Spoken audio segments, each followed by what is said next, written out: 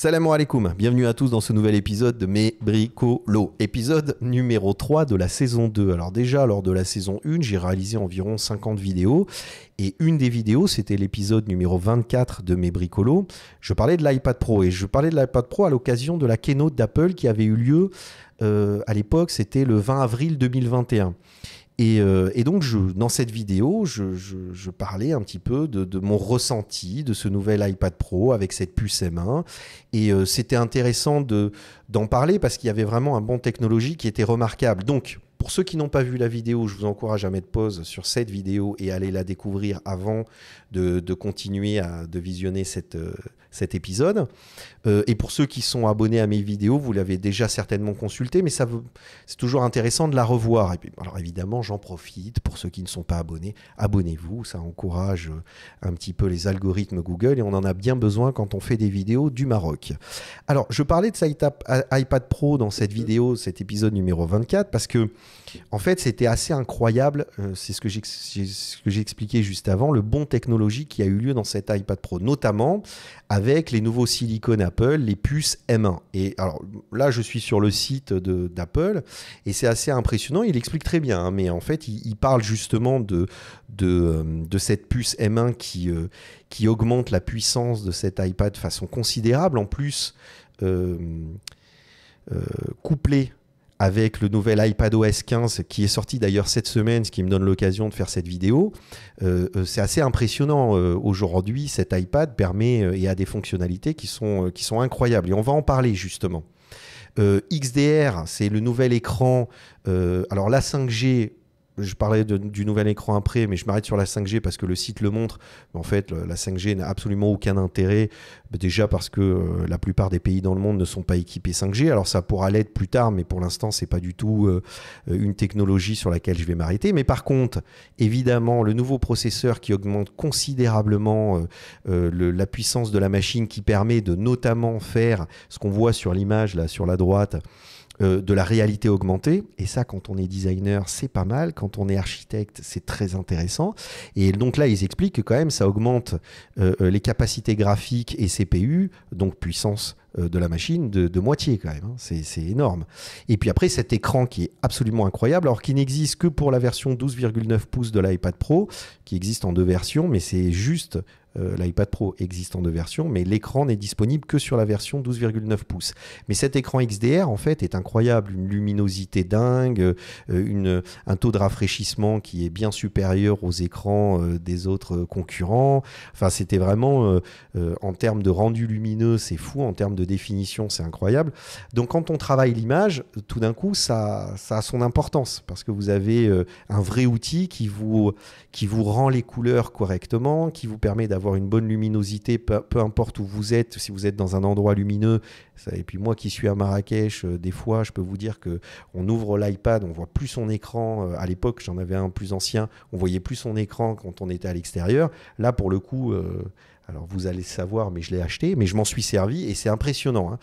Et puis après, en dehors de ça, il y a donc la 5G, je scroll parce que ça n'a aucun intérêt, mais en dehors de ça, il y a une technologie qui est très intéressante et qu'on voit sur cette image, alors je vais l'arrêter au bon endroit, c'est le scanner LiDAR. Et LiDAR, en fait, c'est un scanner 3D.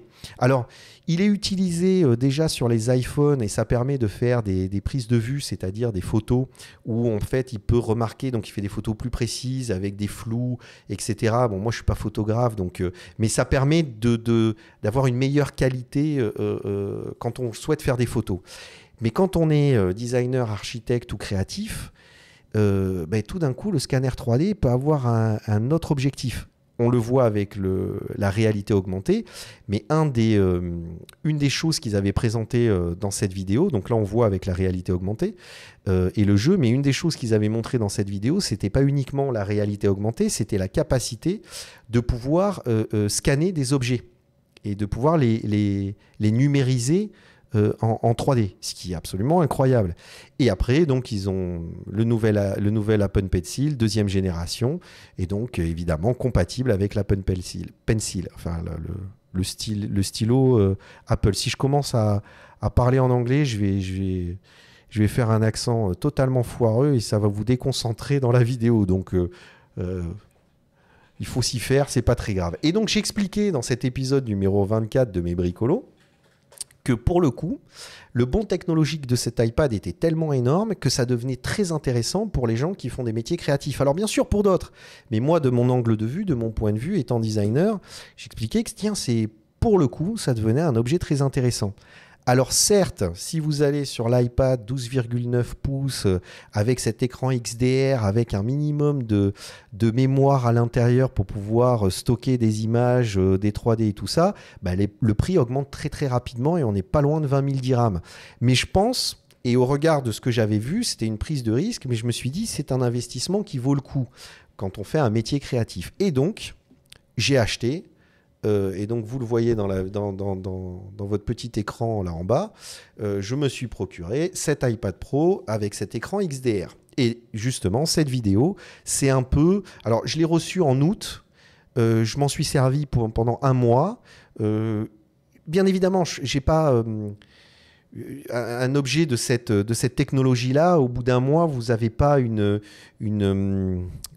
expérience détaillée avec... vous n'êtes pas allé très loin dans toutes les fonctionnalités que propose cet iPad Pro, mais suffisamment pour aujourd'hui vous donner un premier avis. Je pense que ce serait peut-être intéressant dans plusieurs mois de vous donner un avis peut-être plus précis et plus approfondi, mais déjà, je trouve que c'est intéressant pour ceux qui souhaitent l'acheter ou ceux qui souhaitent se le procurer, de vous donner mon premier ressenti. Alors, je vais vous parler des applications, mais aussi de ce que j'ai ajouté à l'iPad. Alors évidemment, vous voyez que j'ai ajouté la cover de chez Apple pour protéger l'iPad Pro. Je me suis donc procuré aussi le stylo deuxième génération. Et j'ai acheté à 22 €, 23 €, c'est pas très cher, un film de protection anti-reflet, mais qui a l'effet du papier. Parce qu'en fait, une des choses que j'avais remarqué quand j'ai reçu mon iPad, c'est que dès que j'ai commencé à dessiner avec mon stylo et l'écran, l'écran est très lisse et c'est assez désagréable. C'est-à-dire, bon, après vous pouvez me traiter de vieux, mais j'ai passé ma vie à dessiner sur des feuilles de papier, évidemment, et j'ai appris le design à l'école, dans mon école de design à l'ENSI, en bouffant du papier et en dessinant avec... moi j'adorais dessiner avec le stylo à billes et les crayons à papier. C'était quelque chose, le bic noir, c'était un truc, j'adore faire des dessins avec ça. Et c'est vrai que c'était très désagréable dès que j'ai commencé à manipuler l'iPad. C'était très désagréable. Cet écran hyper lisse était très désagréable au toucher. Et donc, je me suis dit, bah, tiens, s'il y a un film de protection qui non seulement me permet de protéger mon écran et en plus de ça de me donner au toucher cet effet papier, je me suis dit, mais tiens, je vais le tester. En plus, à 23 €, vous en avez deux. Il est très facile à installer, mais par contre, c'est une horreur. C'est une horreur parce que, regardez, vous le voyez bien, je ne sais pas si vous le voyez, attendez, je vais essayer de vous le mettre. Voilà, vous voyez bien cet effet mat là, cet effet espèce de satiné, cette brillance. Mais en fait, c'est très désagréable parce que l'écran par défaut de l'iPad est très lumineux et ne reflète aucun élément autour de vous. C'est assez incroyable d'ailleurs. C'est-à-dire vous êtes dans un endroit lumineux et tout, il absorbe les reflets, enfin en tout cas il ne reflète pas. Il absorbe la lumière et ne reflète pas. Donc c'est très, très agréable. Mais dès qu'on met ce film, ben, en fait on perd en luminosité et on ajoute ce reflet qui est désagréable. Cependant, moi qui me sers principalement de l'iPad pour dessiner et pour modéliser, et donc qui me sert principalement de l'iPad avec l'Apple Pencil, le stylo Apple. Mais je trouve que le gain de cet effet papier est supérieur à la perte de luminosité et d'affichage. Alors, si vous êtes photographe, il ne faut pas prendre en considération mon commentaire. Mais si vous êtes un artiste, un architecte, un designer, un fashion designer ou ce genre de choses, je pense que ce film de protection effet papier pourrait être très intéressant pour vous. Alors après, je vais vous parler des applications. Alors la première application que j'ai installée, c'est Sketchbook. Alors Sketchbook vous permet vraiment de faire du dessin. Moi, il faut savoir que quand je travaille et que je fais du design, il y a ce qui est agréable dans le dessin, c'est la spontanéité, c'est-à-dire cette rapidité à exprimer une idée. C'est-à-dire, je ne fais pas de rough, ce qu'on appelle de rough, c'est-à-dire des dessins comme vous voyez en bas, par exemple sur ce dessin-là, avec des effets de couleurs, avec des rendus de matière, etc. Je dessine assez rapidement, un peu comme ce que vous voyez avec la queue du lézard, c'est-à-dire les grandes lignes générales, c'est vraiment pour poser les idées. Mais ce que j'ai remarqué dans cette application qui est gratuite, hein, elle est incroyable parce qu'en fait, vous avez des calques. Et les calques vous permettent, par exemple, de faire un dessin rapidement au trait, puis après de créer un calque supplémentaire, de mettre les couleurs, les effets de reflets, de couleurs, etc. Et puis de rajouter des calques en fonction du détail dans lequel vous voulez aller dans votre dessin. Et c'est assez impressionnant parce que ça vous permet très facilement, finalement, de rajouter de la couleur et de revenir au dessin initial. Et ça, c'est quelque chose qu'on n'a pas avec le papier. Pourquoi moi, je ne rajoutais pas de la couleur? Parce qu'en fait, c'est de commencer au crayon et au stylo bic et puis après de prendre de la couleur et puis de remettre de la couleur. Ben, si la couleur ne me plaisait pas, il fallait tout redessiner. Donc là, ça propose une flexibilité qui est telle qu'on peut aller plus loin dans le dessin. Donc déjà, cette application est incroyable. Rien que pour ça, quand j'ai eu mon iPad, quand j'ai installé cette application et que j'ai commencé à dessiner, je me suis dit, ok, ça vaut le coup. Vous voyez, j'étais pas allé plus loin, mais rien que ça vaut le coup. Après, j'ai installé GoodNotes, qui est à mon avis une application payante, si mes souvenirs sont bons, mais par contre, elle est incroyable pour faire de la recherche, du concept.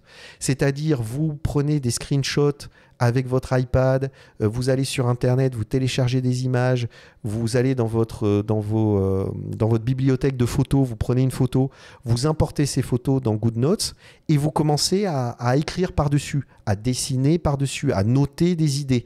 Et ça, quand on fait du design, c'est vrai que c'est très intéressant, quand on fait de la création, hein, même plus largement, c'est vrai que ça devient très intéressant parce que c'est le meilleur moyen d'avoir un historique de votre processus de réflexion.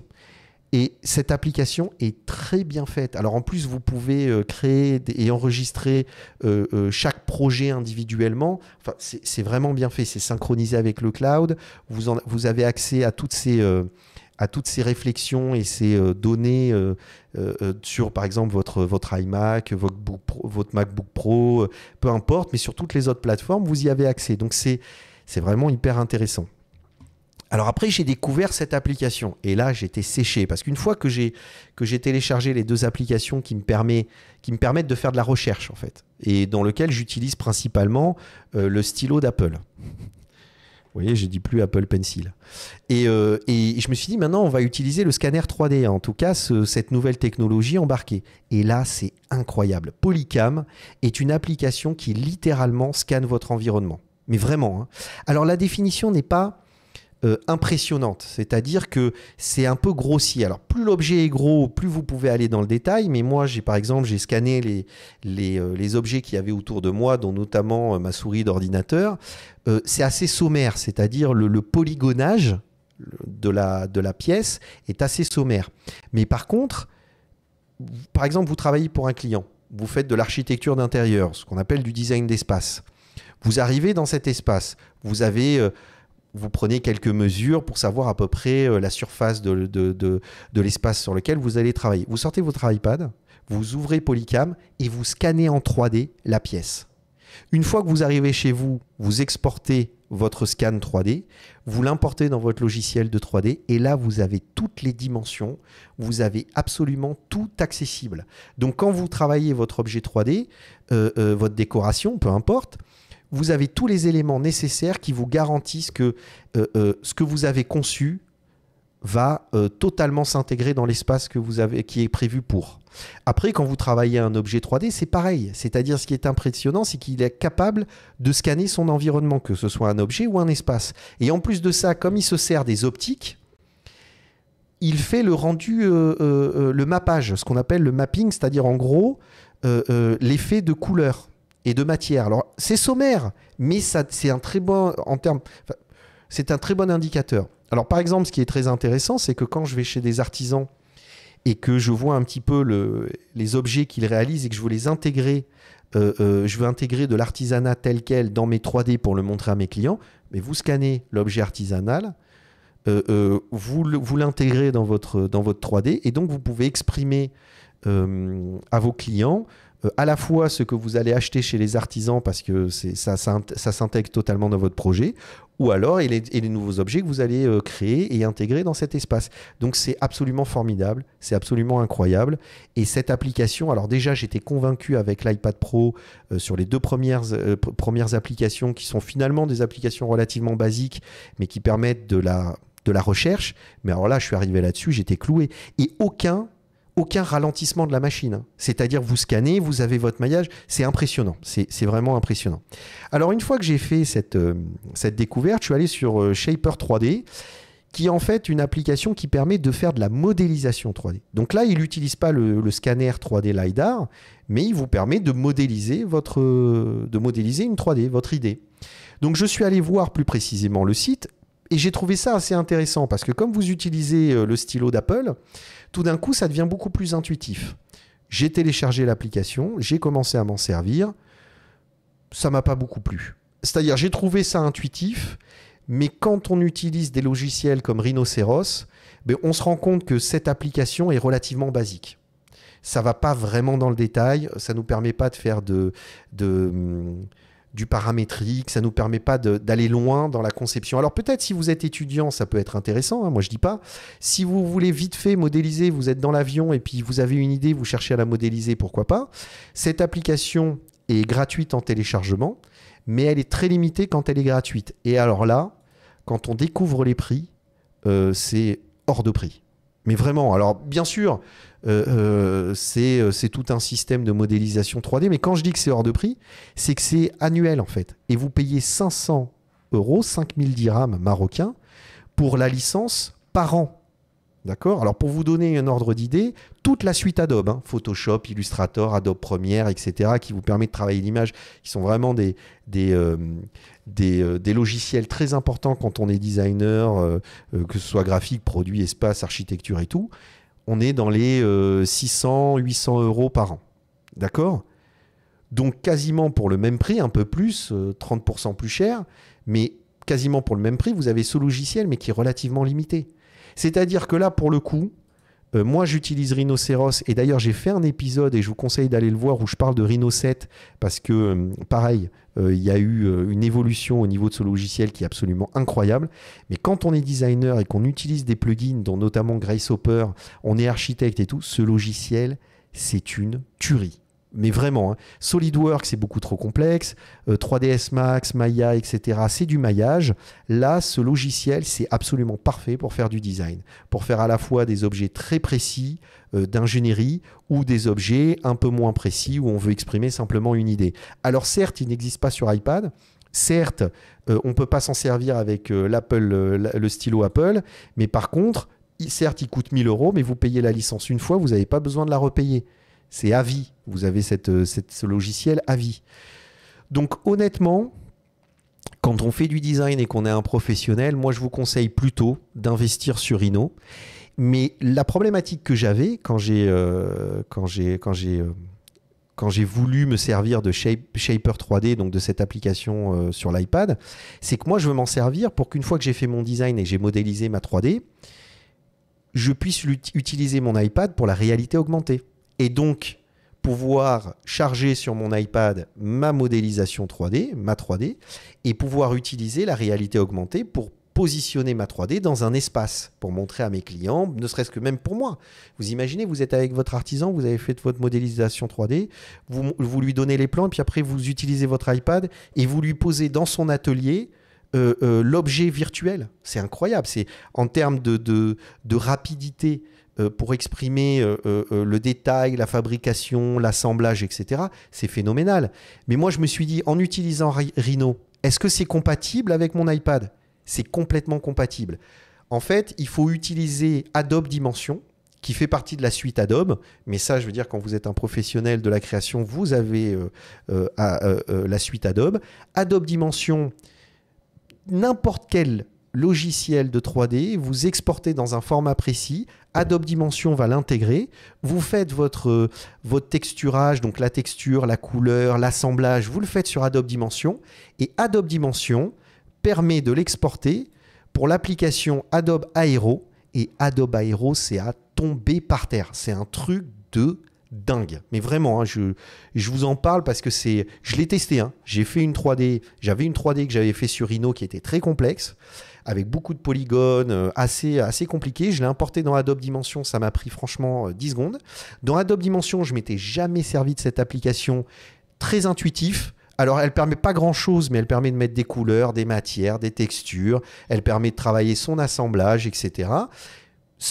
Franchement, j'ai mis 20 minutes, 30 minutes à jouer avec. Et après, je l'ai exporté sur Adobe Aero.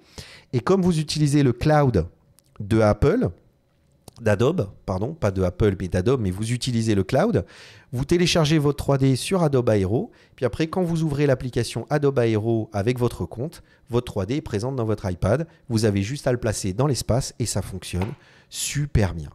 Voilà, donc là, cette vidéo de mes bricolos, c'était vraiment pour vous parler un petit peu de mon expérience avec l'iPad Pro, comme je vous l'ai expliqué, que je possède depuis un mois. Et aujourd'hui, je peux vous garantir que si vous êtes un créateur, vous êtes un designer, un architecte, voire même un étudiant, que vous hésitez entre un MacBook Pro, que vous hésitez entre plusieurs machines, etc., c'est ahurissant ce que vous pouvez faire avec cette machine. Mais vraiment, c'est incroyable. C'est-à-dire les présentations PowerPoint, les présentations Keynote, peu importe, tout est fait. Enfin, on dirait vraiment que cette machine a été faite pour les créateurs et plus précisément pour les gens qui font un métier du design. Et quand je dis métier du design, c'est fashion design, graphic design, design de produits, design d'espace, c'est-à-dire architecture d'intérieur, les architectes, etc. C'est une machine qui est vraiment faite pour nous. Mais c'est incroyable, c'est vraiment incroyable. Hein. Et ça fait juste un mois que je m'en sers. Je ne suis pas encore rentré dans les détails de cette machine. Donc voilà, c'était important pour moi de vous en parler.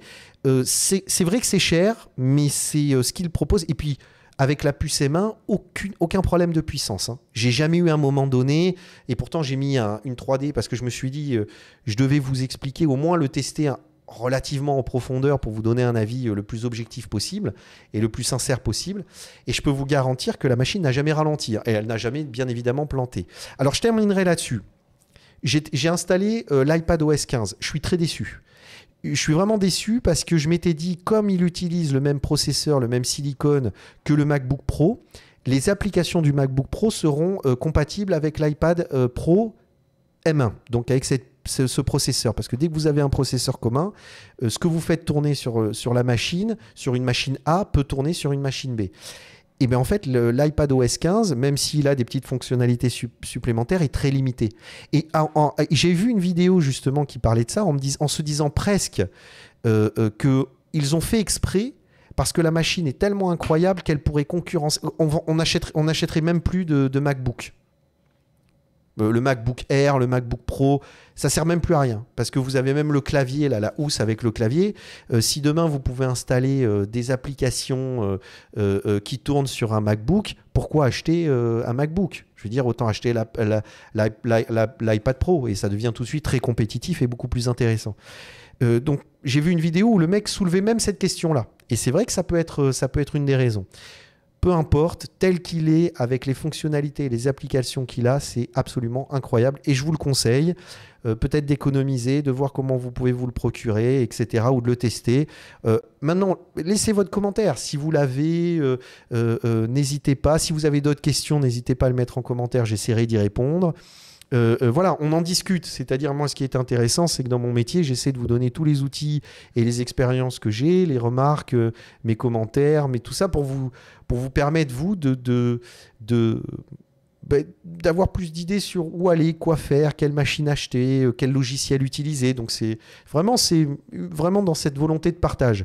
Et d'ailleurs, c'est pour ça que je vous encourage à vous abonner à cette vidéo parce que je vais partager plein d'autres choses comme ça avec vous. Donc n'hésitez pas à me donner votre avis sur cette vidéo au regard justement du commentaire que j'avais fait dans l'épisode numéro 24 de la saison 1, de cet épisode-là, de quelle machine vous utilisez, quel logiciel vous utilisez. Postez vos commentaires et on en discute ensemble. Voilà, vidéo un peu longue mais nécessaire. J'espère qu'elle vous a plu et puis on se tient au courant. Ok les gars, donc pslama à tous et à bientôt pour un nouvel épisode de mes bricolos. Au revoir pslama.